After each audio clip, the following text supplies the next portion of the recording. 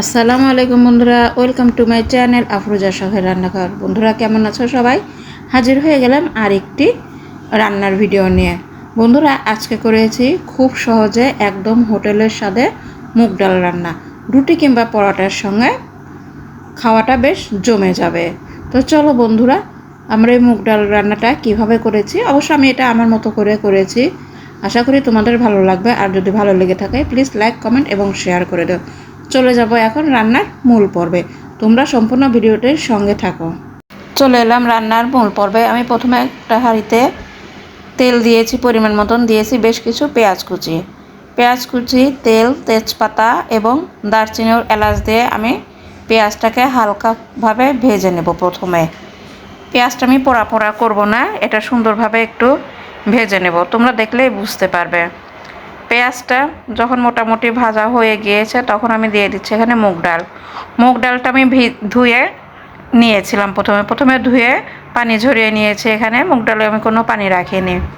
মুগ ডালটা আমি প্রথমে ভালোভাবে ভেজে নেব, 5-6 মিনিট ভালোভাবে ভেজে নিয়ে দিয়ে দেবো আমি একে একে মশলাগুলো। তো ভিউয়ার্স কেমন লাগছে তোমাদের? দিয়ে দিলাম এখানে আমি আদা পেস্ট এবং রসুন পেস্টটা দিয়ে মুগ ডালটা আমি আবারও 2-1 মিনিট ভালোভাবে ভেজে নিচ্ছি। এখন আমি শুকনা মশলা উপকরণ দিয়েছি হলুদ,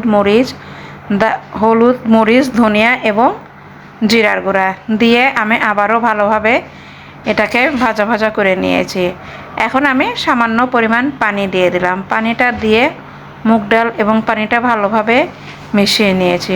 তো বন্ধুরা তোমাদের কেমন লাগছে তোমরা অবশ্যই লাইক, কমেন্ট করে জানাবে। এইভাবে মুগ ডাল রান্না করলে খেতে অসাধারণ লাগে। সকালের নাস্তায় রুটি কিংবা পরোটার সঙ্গে খাওয়াটা বেশ জমে যাবে। এখন আমি পরিমাণ মতো পানি দিয়ে দিলাম। এখানে বেশি পানির ব্যবহার করব না। মেজারমেন্ট মগ আছে যে আমাদের, সেই মগ পাওয়া যায়, মগের 1 মগ পানি দিয়ে দিলাম 3-4টা কাঁচামরিচ দিয়ে আমি এটা ঢেকে দিব কিছুক্ষণের জন্য। ঢেকে দিলাম অল্প কিছুক্ষণের জন্য। ফিরে এলাম অল্প কিছুক্ষণ পর। ডালটা অলমোস্ট সেদ্ধ হয়ে আসছে।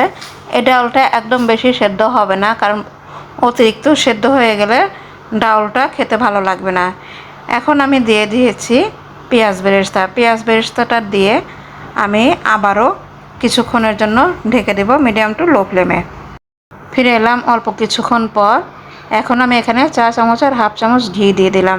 ভিউয়ার্স, আমরা যখন পেঁয়াজ বেরেস্তা করব তোমরা চাইলে তার মধ্যে একটা শুকনো মরিচও দিয়ে দিতে পারো। এভাবে একবার অন্তত মুগ ডাল রান্না করে খেয়ে দেখো তো রেস্টুরেন্টের স্বাদ পাও কিনা। হয়ে গেল আমার মুগ ডাল রান্না। তো ভিউয়ার্স কেমন লাগলো তোমাদের? তোমরা অবশ্যই এভাবে বাসায় ট্রাই করে দেখবে।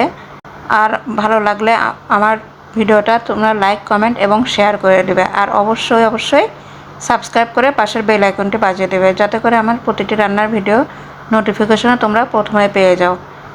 আল্লাহ হাফেজ।